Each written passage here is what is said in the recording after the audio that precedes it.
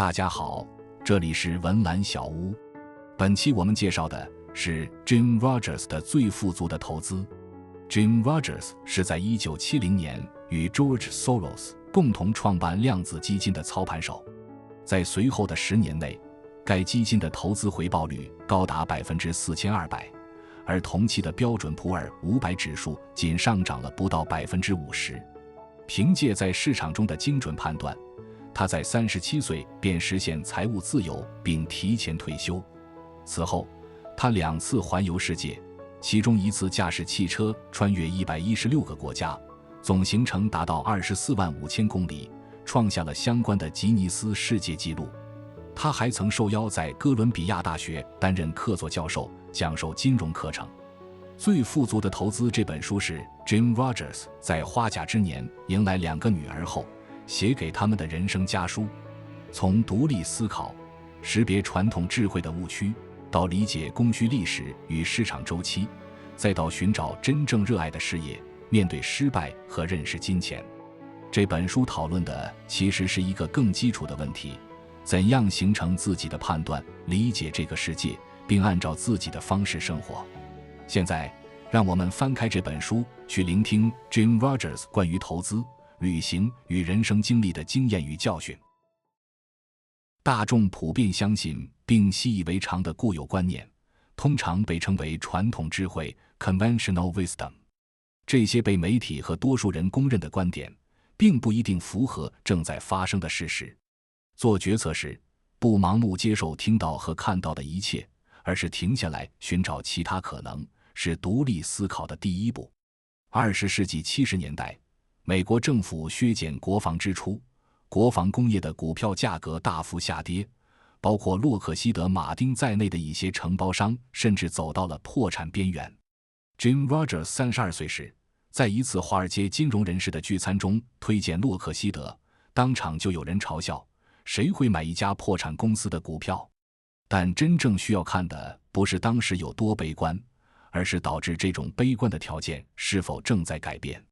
越南战争在1975年结束，长期战争削弱了美国的军事实力，同期的中东冲突又暴露出装备和国防能力上的不足。国防开支在经历一轮削减之后重新增长。洛克希德还剥离了一个巨额亏损的部门，把资金集中到电子对抗系统等关键领域。大约6年后，洛克希德的股值已经成倍增长。整个国防工业中，有些股票在之后10年甚至更长时间里最高增长了上百倍。类似的误判也出现在原油市场。1970年，原油价格每桶不到3美元。钻石钻头、深井钻探、近海平台等新技术不断出现，阿拉斯加、墨西哥和北海又发现了大型油田，很多人因此相信低油价会长期维持。但更基础的供需数据表明，石油供应无法满足全球不断增长的需求。Jim Rogers 在1971年左右投资石油，10年后，油价已经上涨到每桶35美元。到了这个时候，几乎所有人又开始投资石油。高价格刺激了新油田投产，同时节能汽车等因素减缓了需求增长。1978年，石油产量多年来第一次超过实际消费，他随即卖掉石油资产，直到1998年才再次买入。大众感知到的常识，很多时候只是把已经发生的趋势继续向前延长。真正重要的是检查支撑这个趋势的事实是否已经改变。即使是受过专业训练的人，也很难完全摆脱从众心理 herd mentality。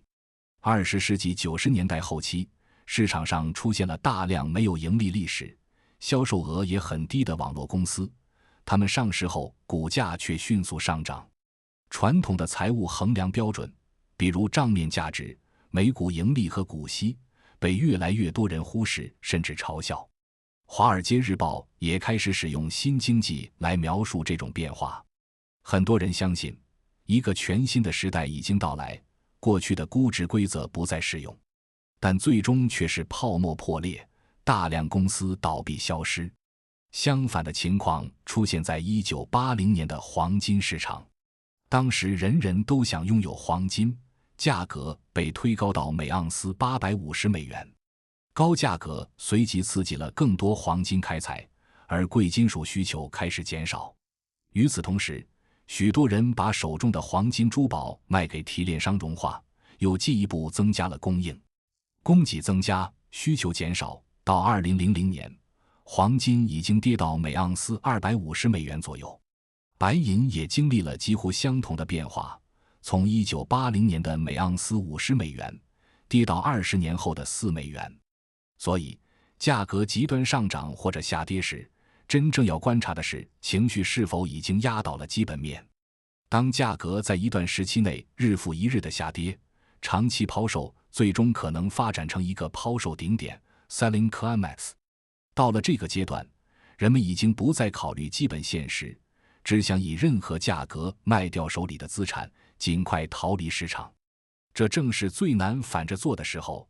市场失控时卖出，市场恐慌时买进。道理听起来只是买低卖高，真正困难的是当所有人的情绪都朝着同一个方向时，仍然保持自己的判断。要摆脱媒体和大众观点的影响，最终还是要依靠扎实的尽职调查 （due diligence）。投资一家公司之前，要尽可能阅读所有能够取得的财务资料，包括那些容易被忽视的注释。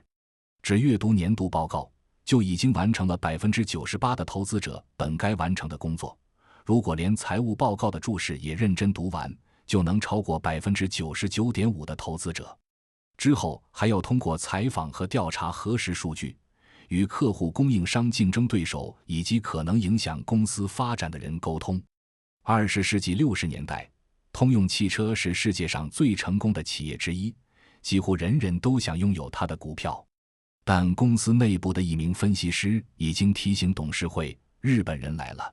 管理层并没有重视，真正做足调查的投资者却开始卖出通用汽车，转而买入丰田。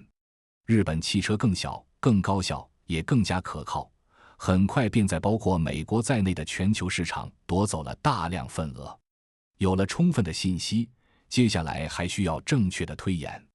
一种方法是归纳法 （induction）， 也就是从一系列具体事实中寻找更一般的规律。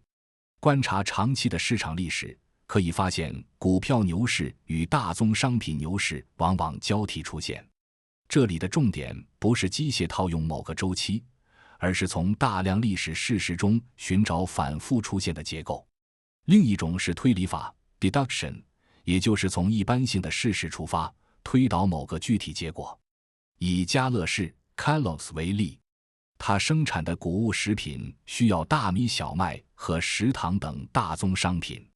当商品市场低迷，原材料价格下降，而产品销售水平保持稳定时，生产成本下降，净利润就更容易上升。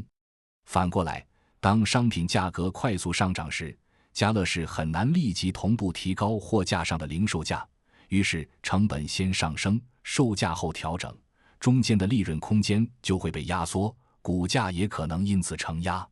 不必寻找所谓内部消息，把影响企业利润的基础变量一项项拆开，再顺着因果关系往下推，就能比单纯追随市场观点多看一步。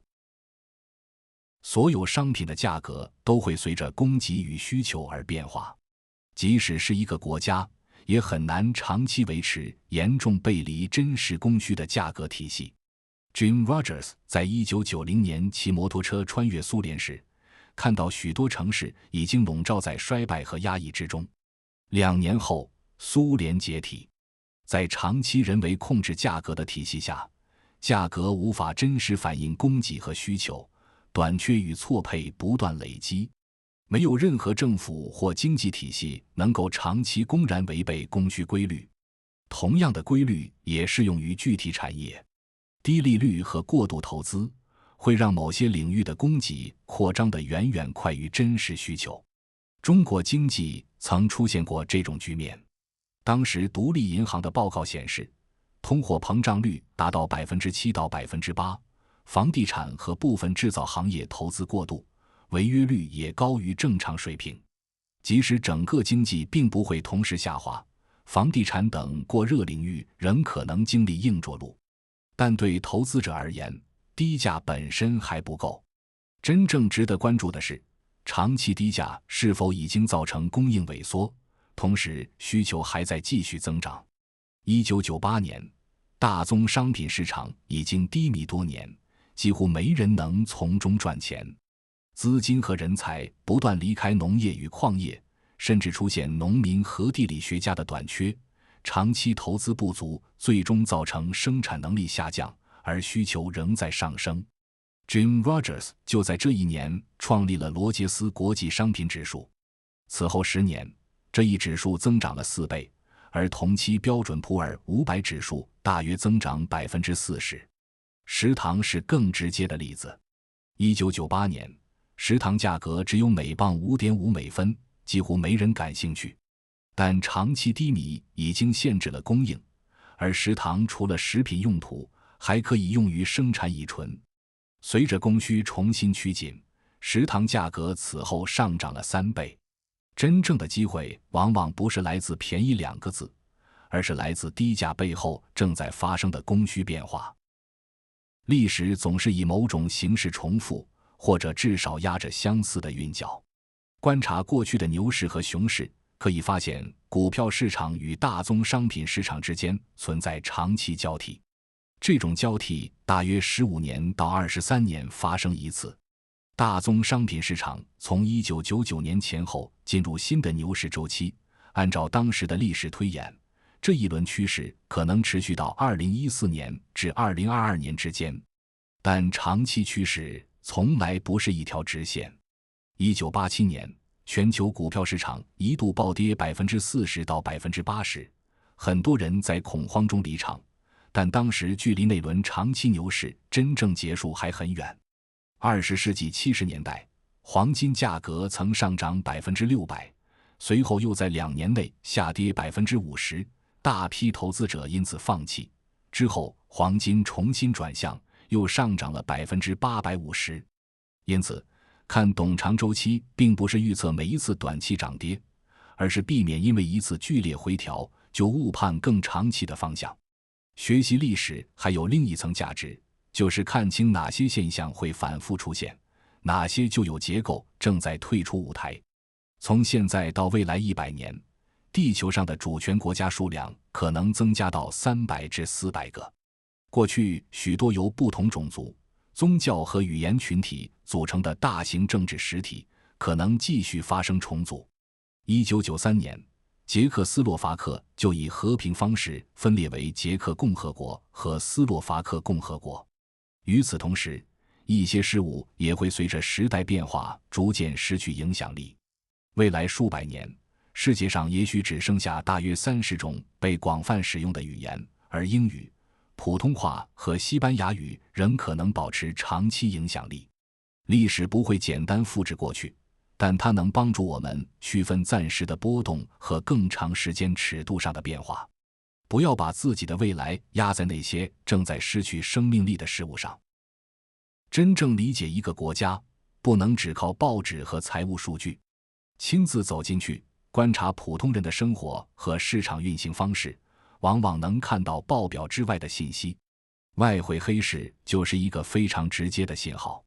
1990年至1991年，Jim Rogers 第一次骑摩托车环球旅行时来到阿尔及利亚，原本有意在那里投资，但当地外汇黑市的兑换价格竟然存在100%的附加费用，他随即放弃了这个想法。外汇黑市只有在人为控制官方汇率时才会存在，官方汇率与黑市汇率之间的差距越大，往往说明经济体系的问题越严重。当时阿尔及利亚存在混乱的价格管制，政府又大量印钞支付开支。之后反对党通过选举上台，却又被军事政变推翻。很多后来发生的问题其实已经提前反映在这个巨大的汇率差价中。反过来，实地观察也能够帮助发现正在成长的经济体。Jim Rogers 在1984年至1990年间4次访问中国，并在1988年买入了自己的第一支中国股票。中国拥有超过10亿的劳动力，当时居民会把大约1/3的年收入存入银行，而美国的储蓄比例只有4%，后来甚至降到2%。海外华人又把资金和专业能力带回中国。到1999年再次访问上海时，中国国民生产总值的增速已经超过9%。这些数字背后，更重要的是亲眼看到人们怎样工作、储蓄、创业和改善生活。学习普通话的意义也在这里，能够直接阅读原始资料，与当地人交流，本身就是一种信息优势。除了经济与地域变化，人口结构也会重塑商业环境。在韩国，当时20岁男性与女性的人数比例达到120:100，中国的出生人口男女比例也曾达到119:100。随着这一代女孩长大，女性数量相对稀缺，她们在教育、职业、婚姻和社会生活中的选择权会随之提高。人口结构一旦变化，职业、消费、教育甚至家庭关系都会跟着变化。用世界公民的视角去观察这些长期变化，看到的就不只是一个国家今天发生了什么，而是它未来可能走向哪里。做自己真正喜欢的事情，人会自然而然地愿意投入更多时间，也更愿意研究那些别人嫌麻烦的细节。成功最快的途径之一，就是找到自己真正热爱并愿意全力投入的事业。年龄并不是决定性的障碍。Jim Rogers 5岁时就开始在当地棒球场捡空气水瓶赚钱，后来父亲借给他$100，他买下一台花生烘烤机，在少年棒球赛期间卖烤花生和饮料。生意逐渐扩大后，他还雇弟弟和朋友一起帮忙。5年后，他不仅还清了父亲的$100贷款，银行账户里还剩下$100。真正困难的往往不是开始的太早或太晚，而是能不能在别人质疑时坚持做自己擅长的事。假设一个在普林斯顿大学读书的学生决定离开学校去做园艺师，父母会震惊，教授会质疑，朋友甚至会嘲笑他。但如果园艺真的是他的才华和热情所在，并且他把这件事做到足够专业，他完全可能成为白金汉宫的首席园艺师，之后把连锁花店开遍欧洲，再把自己的公司送上证券交易市场。到了那个时候，当初嘲笑他的人反而可能来问有没有工作机会。热爱也未必一定意味着成为富翁。Rogers 小学时有一位老师 Eustace Martin， 他生活在全美教师工资最低的州之一，却为每一堂课投入全部热情。虽然收入并不高，他依然是 Rogers 见过最幸福、最敬业的人之一。所以，寻找方向的方法并不复杂，尽可能去尝试更多事情，再把时间投入真正让自己感兴趣的领域。Rogers 甚至说，如果早年经济条件允许，他愿意免费做自己喜欢的工作，即使最终没有因此变得富有，至少也能获得精神上的满足。而当一个人真正享受自己的工作时，取得成功的可能性也会大得多。在投资和生活中，失败并不罕见，真正拉开差距的是失败之后能不能承认错误，吸取教训，然后继续前进。Jim Rogers 创办公司初期，曾在5个月里让自己的资金增长到原来的3倍，而身边很多人正在亏钱。短期的成功让他产生了强烈的自信，以为自己马上就会成为第二个 Bernard Baruch。 这位白手起家的美国投资家后来还曾担任美国总统的经济顾问。受到连续盈利的鼓舞，他继续按照自己的判断下注，等待市场服从自己的意志。结果仅仅2个月之后，他失去了一切。问题并不是最终方向完全判断错了，而是市场的运行时间根本不服从个人意愿。他卖空了一些股票，市场却继续暴涨。不到2年，他当时涉及的6家公司确实先后破产，但在这些公司真正倒下之前，他已经因为市场逆向波动而失去了全部本金。这次经历留下的第一个教训非常简单：当一个人觉得自己特别聪明时，很可能并没有自己想象的那么聪明。但失去一切以后，也只剩下一件事情可做，第二天早晨醒来从头再来。房间墙上那首署名 T.H. Palmer 的再试一次，不要放弃，因此成了 Rogers 不断讲给女儿听的一句话。聪明、漂亮、受过良好教育都不能保证成功，真正能够让人穿过一次又一次失败的是百折不挠。这种认识同样适用于生活中的低谷。一次学业失败，一段关系结束，甚至某个此刻看起来无法承受的打击，几年以后都可能变得完全不同。生活本身一直在变化，所以即使环境已经糟糕到了极点，也不要把暂时的处境当作永久的结局。哪怕只是骑上摩托车去拉斯维加斯，在赌场餐厅的厨房里洗一段时间盘子，也比彻底放弃更好。只要继续活下去，继续行动，环境就还有变化的可能。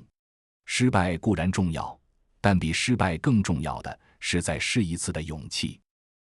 在追求商业成功的过程中，正直与诚信不仅是道德要求，也能让人少走很多弯路。